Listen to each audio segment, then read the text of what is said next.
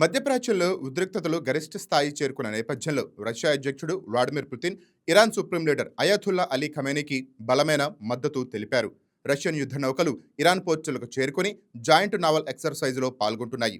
ఇది అమెరికా అధ్యక్షుడు Donald Trump ఇరాన్పై చేస్తున్న కఠిన హెచ్చరికలు, సైనిక బెదిరింపుల మధ్య రష్యా చూపిన స్పష్టమైన రాజకీయ సంకేతంగా అంతర్జాతీయ మీడియా విశ్లేషిస్తోంది. Russian Baltic fleet corvette Stoikiy ఇరాన్కి దక్షిణ తీరంలోని బందర్ అబ్బాస్ నావల్ బేస్కు చేరుకుంది. ఇది ఇరాన్ రష్యా మధ్య జరుగుతున్న జాయింట్ నావల్ ఎక్సర్సైజ్లో భాగం. ఈ drill Gulf of Oman, north Indian ఓషన్లో జరుగుతున్నాయి.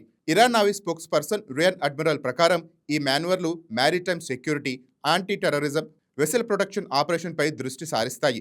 రష్యా ప్రెసిడెన్షియల్ ఎయిడ్ నికోలస్ ప్రాంట్వేష్ మాట్లాడుతూ ఇరాన్, రష్యా, చైనా నౌకలు మ్యారిటైమ్ సెక్యూరిటీ బెల్ట్ 2026లో ఎక్సర్సైజ్లో పాల్గొంటున్నాయని తెలిపారు. ఇది 2019 నుంచి జరుగుతున్న ట్రైలాటరల్ డ్రిల్ సిరీస్లో 8వది.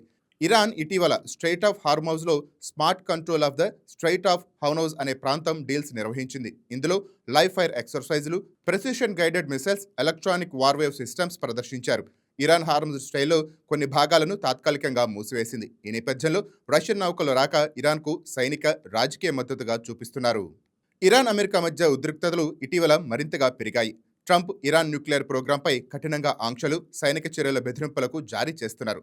అమెరికా 2వ అతిపెద్ద ఎయిర్క్రాఫ్ట్ క్యారియర్లను గల్ఫ్కు పంపింది. ఇరాన్ సుప్రీం లీడర్ ఖమేనీ ట్రంప్కు బదులిచ్చారు. అమెరికా యుద్ధ నౌకలు పంపుతోంది, కానీ యుద్ధ నౌక కంటే మరింత ప్రమాదకరమైంది దాన్ని సముద్రంలో మునిగేలా చేసే ఆయుధం. ఇరాన్ అమెరికా నౌకలను మునిగేలా చేయగలవని హెచ్చరించారు. ఈ నేపథ్యంలో రష్యా ఇరాన్ డ్రిల్స్ అమెరికాకు క్లియర్ మెసేజ్గా వర్ణిస్తున్నారు.